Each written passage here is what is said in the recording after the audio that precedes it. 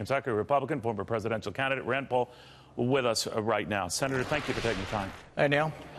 Let's talk a little bit about how this changes what was already out there, because you already have some legal types who will tell me the president can't do this any more than the president before him was pushing executive orders to do what he wanted. What do you say?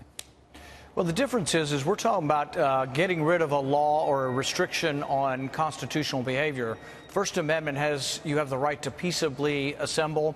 That has been taken as a right to associate. NAACP versus Alabama back in the 60s reaffirmed that decision. So, yes, you have a right to associate. The government was preventing people from associating. So people are allowed inherently. They have the natural freedom to join associations. The government was saying they couldn't. But here's the interesting thing. Over half of the people in our country who have private insurance already associate across state lines through corporations. So half the insurance sold in our country is large group ERISA plans that is largely free of a lot of the regulatory morass that brings prices up. Interestingly, the people who have this large group cross-state insurance already have the slowest increase in premiums of any place in the market. It actually works. People like their insurance. You work for General Motors or Ford or Toyota, most people like that insurance. Now we're going to let the plumber and the baker and the pest control guy, we're going to let all those people join associations and get the same purchasing power, but also the same good insurance that big corporations get. You know, you're talking about ERISA, the Employee Retirement Income Security Act, that would allow some of this flexibility and extending it here. I would be curious, though. We noticed, Senator, that a lot of hospital-related stocks were down, and largely on fears, I think, that those who are not in a pool of healthy Americans who are able to get more flexible coverage elsewhere would be in a pool of their own that could be decidedly costlier. What do you make of that? Here's the interesting thing. Group coverage can't deny anybody. They can't discriminate, and they have to accept people with pre-existing conditions. The other thing's an economic principle. If you have 3 people in your business and one of them gets leukemia, your pool of 3 is sort of devastated economically because the insurance company will gouge you for that. But if you're you join the National Restaurant Association, there's 15 million people, and one person gets leukemia, you're hidden in a large group. But I promise you, none of these statewide groups are going to be allowed to discriminate. They're going to accept all comers. And one of the beauties of this, if we can get them to a large and substantial size, nobody's too worried actually about the pre-existing conditions anyway, because it gets swallowed up in the enormity of the group size.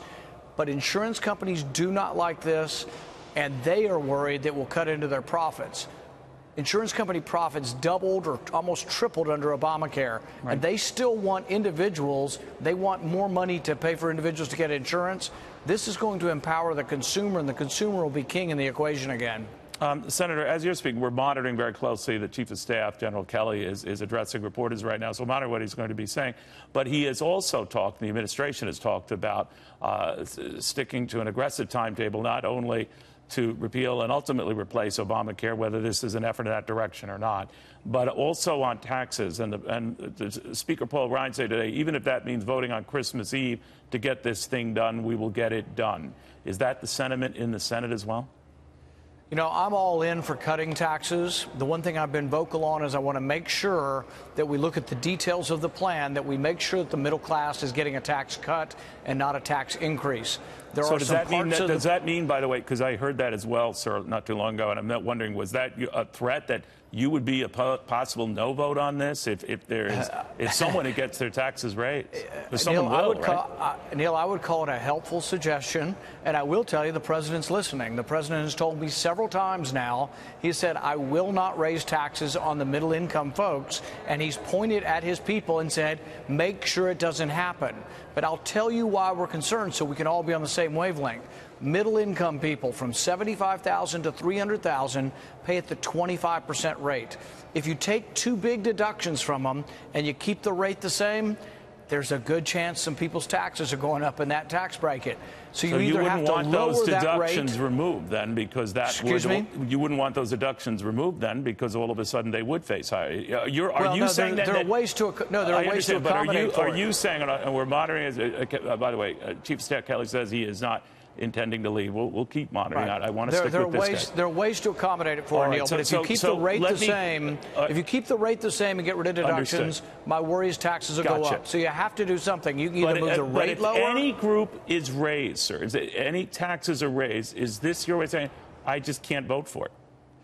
I think the better way of looking at it is the preponderance of people. Most everybody has to get a tax cut. Is there going to be a rare exception? There might be. But I want virtually everybody in the middle class to get a tax cut. I want virtually everybody at the lower end to be held harmless or get a tax cut. And I'm fine with cutting the taxes for the rich as well. I want everybody to have a tax cut.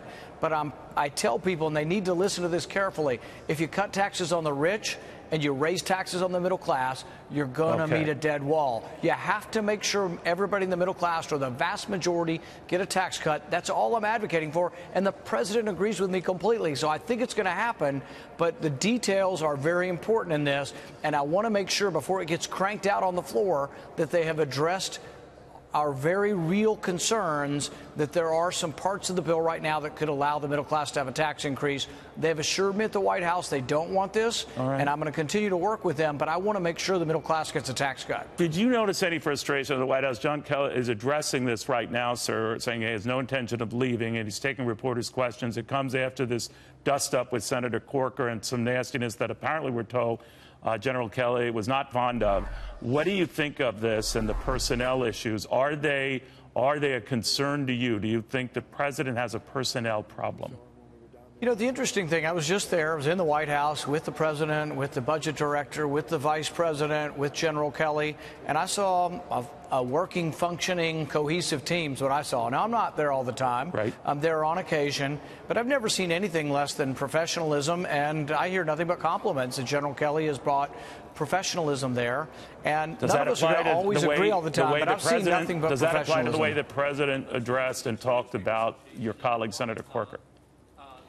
You know, I don't know exactly what you mean by that, but I do know the that nasty my tweets interactions. back and forth.